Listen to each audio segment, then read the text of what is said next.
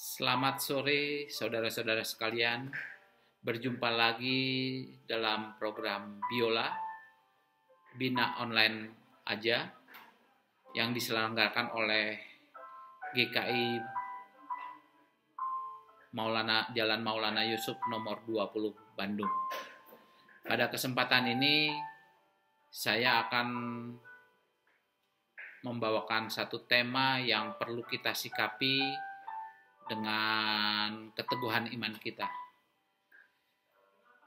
Judulnya adalah pengaruh media massa terhadap pertumbuhan iman. Saya akan pertama-tama melihat problematika media massa ini.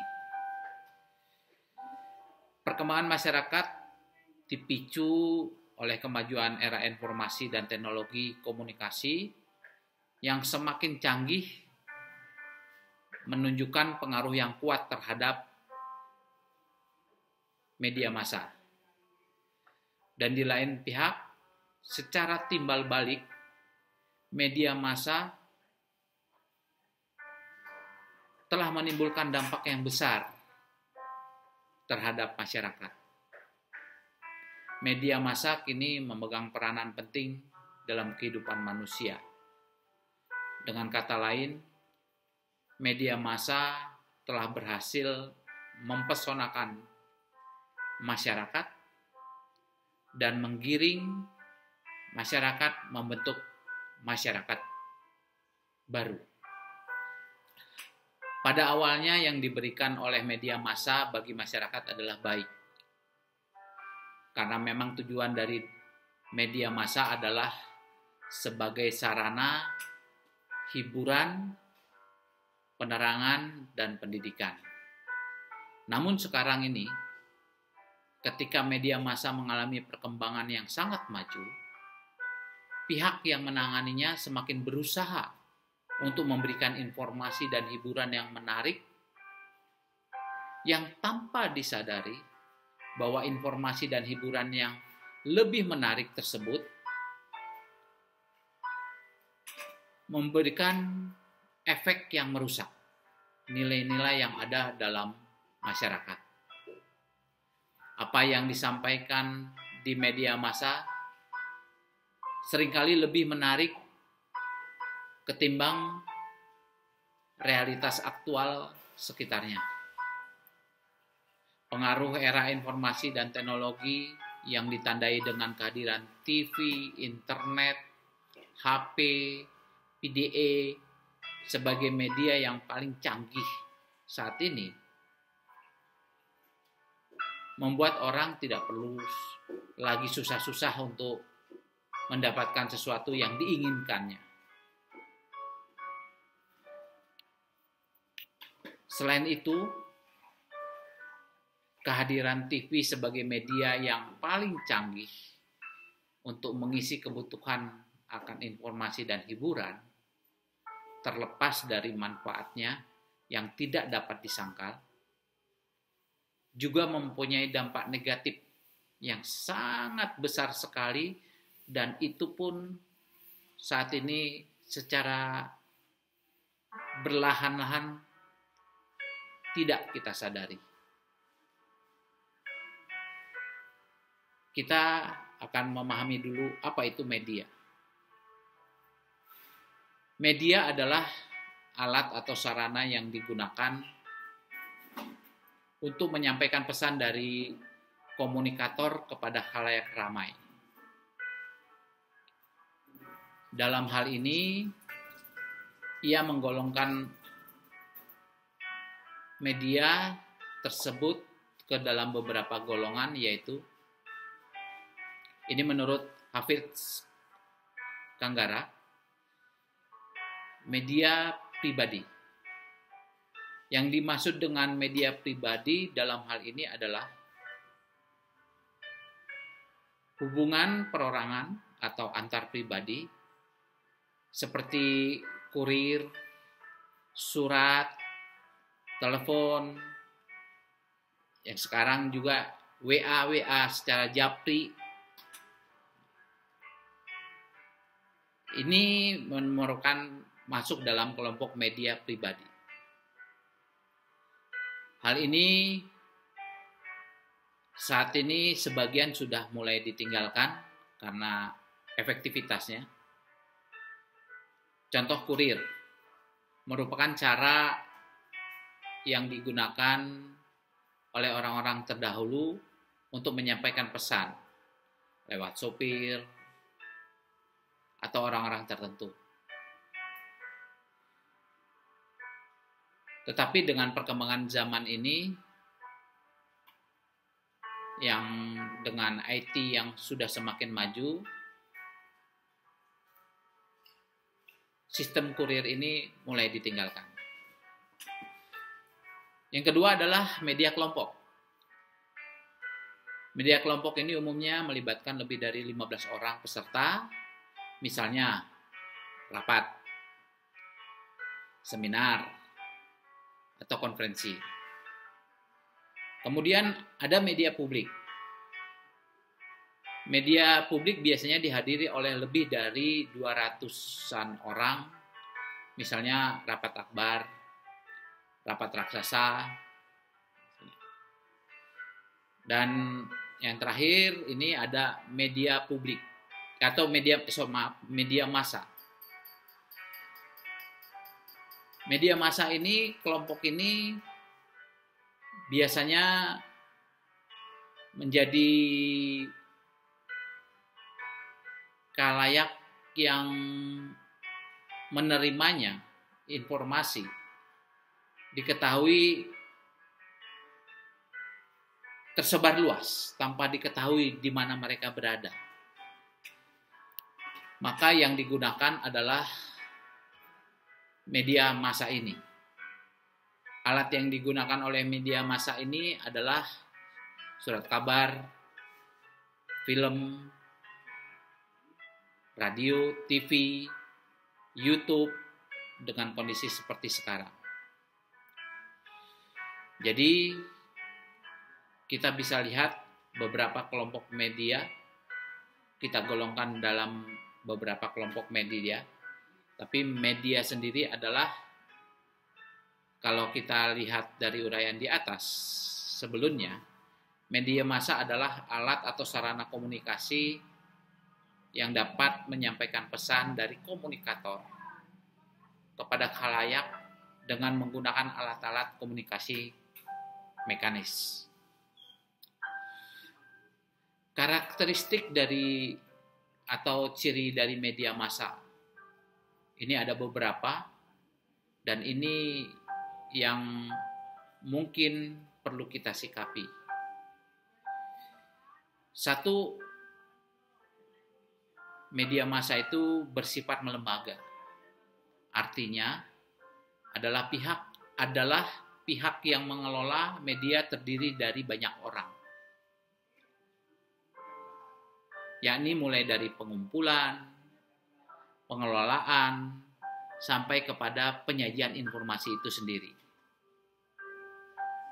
Dan media massa, cirinya itu bersifat satu arah. Artinya adalah komunikasi yang dilakukan kurang memungkinkan terjadinya dialog antara pengirim dan penerima.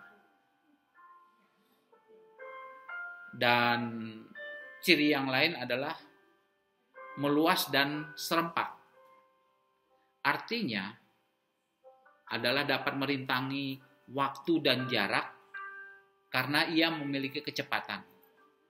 Bergerak secara meluas dan simultan, di mana informasi yang disampaikan diterima oleh banyak orang dalam waktu yang sama. Kemudian ciri media massa itu biasanya memakai peralatan teknis atau mekanis seperti radio, TV, surat kabar, komputer, internet. Itu. Kemudian satu lagi, ini juga yang perlu kita waspadai dan sikapi. Media massa itu bersifat terbuka. Artinya adalah pesan yang dapat diterima oleh siapapun saja dan di mana saja tanpa mengenal usia, jenis kelamin, suku bangsa, agama, dan di mana keberadaannya maupun status sosialnya. Jadi dalam hal ini kita harus secara tegas melihat, menyikapi di samping dampak positif yang disampaikan oleh media massa, ada banyak dampak negatif media massa, di antaranya mempengaruhi kejahatan, kenakalan remaja. Kita lihat demonstrasi di waktu terdekat-dekat ini yang secara jelas kebijakan pemerintah adalah kondisi darurat kesehatan, pandemi COVID-19, dilarang untuk berkumpul, dan itu sudah dikeluarkan kebijakan melalui kebijakan pemerintah. Tapi nyatanya demonstrasi yang menolak satu kebijakan yang akan dikeluarkan oleh pemerintah itu melibatkan anak-anak dan remaja yang sebenarnya tidak pada tempatnya mereka mengikuti kegiatan tersebut, dalam hal ini demo. Kemudian penyalahgunaan obat bius, pengendalian sosial yang cenderung sulit untuk dilakukan karena sifatnya massa. Kemudian mendorong kecenderungan hidup konsumtif maupun sifat egoisme. Ini yang perlu kita sikapi, di mana saat ini orang lebih banyak, anak-anak lebih banyak mengenal figur-figur bintang film dan sebagainya dibandingkan dengan figur Tuhan Yesus dan murid-muridnya serta para nabinya. Atau kondisi yang saat ini berkembang di dalam kehidupan sosial adalah individu lebih mengetahui peristiwa di Prancis dibandingkan situasi tetangganya ataupun rumah di belakang rumahnya. Kita tidak mengetahui. Lebih cepat kita mengetahui kejadian di Prancis dibandingkan kondisi rumah di belakang rumah kita sendiri. Kemudian ternyata media massa ini menciptakan pasar atau market. Media massa telah menghipnotis kita semua masyarakat untuk mengkonsumsi kebutuhan-kebutuhan tertentu melalui gambar-gambar hidup yang eksklusif, sehingga manusia tidak rasional lagi di dalam memenuhi kebutuhannya, tetapi cenderung untuk mengikuti, memenuhi keinginannya. Kemudian dari media massa ini pun menjadi sumber kebijakan sebenarnya kalau kita dapat mengelola dan berpegang teguh kepada keimanan kita. Dia dapat menjadi sumber kebijakan. Dalam artian, dalam proses pengambilan keputusan atau kebijakan, individu selalu membutuhkan informasi atau fakta yang terjadi di lapangan. Dalam hal ini, informasi sangat penting untuk memahami problema sosial yang fundamental. Sehingga kebijakan yang diambil bukan saja mencerminkan rule of the game yang adil, tapi juga mampu menjadi solusi yang efektif. Nah, ini kita harus kritis terhadap tawaran media massa. Sebab di balik kegunaannya selalu terselip kepentingan tertentu. Teknologi sudah berjalan dengan ekonomi, politik, dan budaya. Media massa bukan hanya sekedar melakukan kegiatan, tetapi media massa juga bekerja untuk menghancurkan atau menggeser budaya kita. Kita ambil contoh, siaran iklan. Orang tidak menyukainya, tetapi karena berulang-ulang disiarkan, ia memasuki kejiwaan kita, sehingga kita tidak berdaya menghindarinya. Karena kita masih memerlukan hiburan dan informasi. Sama halnya seperti anak-anak yang lebih hafal lagu-lagu yang ditayangkan lewat iklan daripada lagu-lagu rohani. Kehadiran media massa dipacu oleh perkembangan teknologi.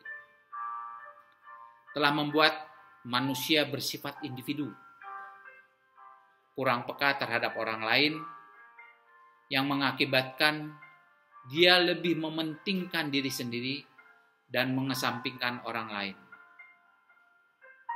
Surat Rasul Paulus kepada jemaat Filipi mengatakan, janganlah tiap-tiap orang mencari kepentingannya sendiri, tetapi hendaklah juga tiap-tiap orang mengutamakan kepentingan orang lain. Itu ada tersurat di dalam Filipi 2 ayat 4. Artinya, secara tidak kita sadari bahwa media massa telah mengisolasi kehidupan kita supaya menjauh dari firman Allah. Kehadiran media massa tidak menggantikan persekutuan dengan sesama manusia. Tetapi justru sebaliknya, media massa menghipnotis untuk tidak memperdulikan sesama dan tidak memperdulikan persekutuan dengan Tuhan. Padahal kita dituntut lebih banyak bersekutu bersama manusia untuk bersama-sama memuji Tuhan, seperti halnya jemaat mula-mula. Mereka berkumpul dan dengan sehati mereka tiap-tiap hari dalam bait Allah untuk memuji dan memuliakan nama Tuhan. Saat ini yang dituntut dengan berkembangnya media massa adalah suara nabi yang diperdengarkan melalui media massa ini adalah suatu penyajian yang bersifat kritis teologis. Kritis teologis tentang kegiatan masyarakat dalam menyadarkan umat tentang panggilan serta tugas orang Kristen. Seperti halnya Yesus yang selalu memberi teladan supaya kita peduli terhadap sesama. Solusinya bagaimana ini? Terkait dengan pertumbuhan iman kita sebagai orang Kristen. Teknologi adalah produk manusia yang sifatnya adalah tidak ada teknologi kalau tidak ada manusia. Tanpa manusia sebagai pengguna, ia tidak ada artinya. Tetapi harus diingat, manusia memiliki kecenderungan jahat dan iblis selalu menggoda. Maka masalah teknologi bukan terletak pada produknya, melainkan pada manusianya. Sebagai orang percaya, bagaimana kita menyikapi era informasi dan teknologi? Pertama, kita harus menyikapi bahwa teknologi adalah sebagai berkat Tuhan kepada manusia. Di dalam perspektif Kristen, era informasi dan teknologi merupakan peluang untuk mewujudkan secara maksimal keselamatan yang dinyatakan dalam Yesus Kristus. Di satu pihak, Allah menghendaki manusia hidup sejahtera agar manusia dikaruniai akal budi sehingga manusia dapat mengembangkan kehidupannya. Kebutuhan dan penyebaran informasi sebenarnya kesesuaian dengan semangat Kristiani. Bukankah agama Kristen adalah agama yang misioner? Dengan demikian, kemajuan teknologi adalah potensi yang terbuka untuk dikembangkan bagi kepentingan agama. Akan menjadi permasalahan jika kita harus memanfaatkan teknologi untuk hal-hal di luar dari demi peningkatan penghayatan iman kita. Allah bukan melarang teknologi, karena teknologi juga digunakan untuk mengerjakan kehendak Allah. Melalui perkembangan teknologi dan era informasi ini, kehadiran media gerejawi perlu terus digalakkan. Pertama, melalui media gerejawi, umat semakin mengenal dunia di sekitarnya. Setiap informasi, langsung atau tidak langsung, bersangkut paut dengan kehidupan gereja. Yang kedua, solusinya adalah melalui pengenalan akan masalah di sekitar dan perkembangan yang sedang berlangsung. Perspektif untuk membentuk tanggung jawab kita dalam dinamika perkembangan masyarakat. Media massa menjadi media persekutuan, mempersatukan yang satu dengan yang lain, menghadapi tantangan demi tantangan untuk memenuhi harapan. Peranan kenabian melalui media massa yang bersifat gerejawi tidak berorientasi pada keadilan, karena dunia bukan hanya urusan sekelompok orang, tetapi suatu upaya terus-menerus mengajak orang berpikir lebih mendalam tentang peristiwa dan kehidupan. Artinya, kewajiban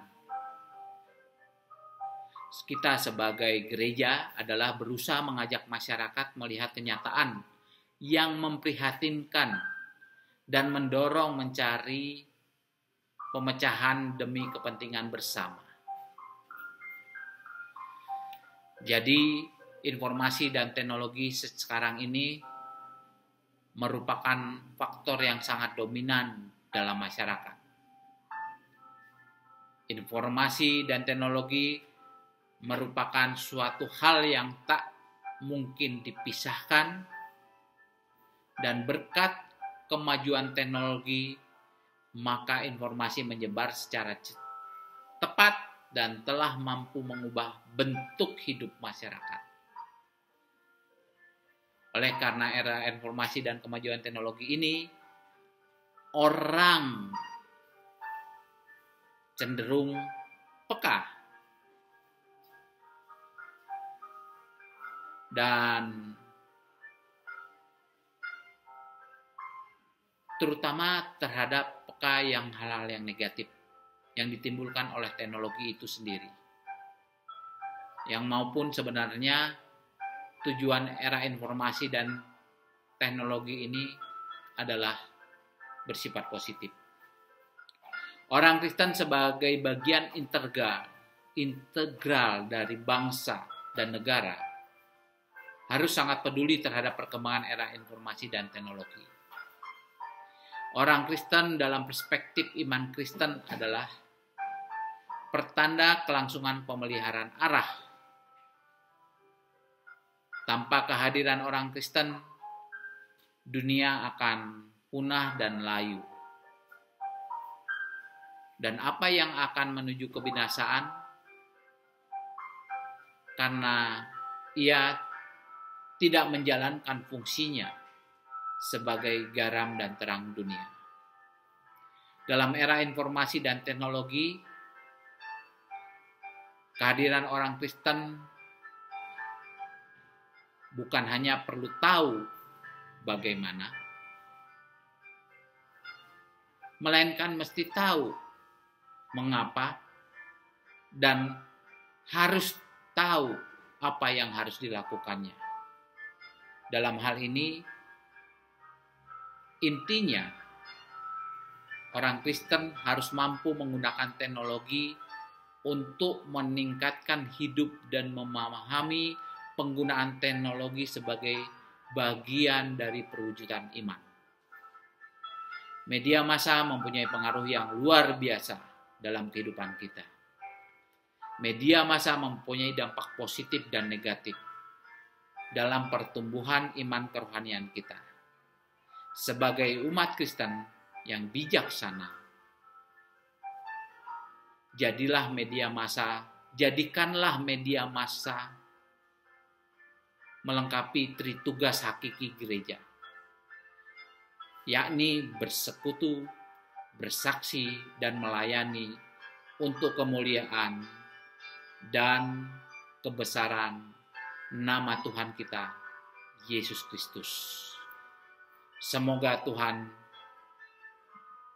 memberi kekuatan kepada kita dan melakukan perlindungan kepada kita dalam menggunakan dan menyikapi media massa.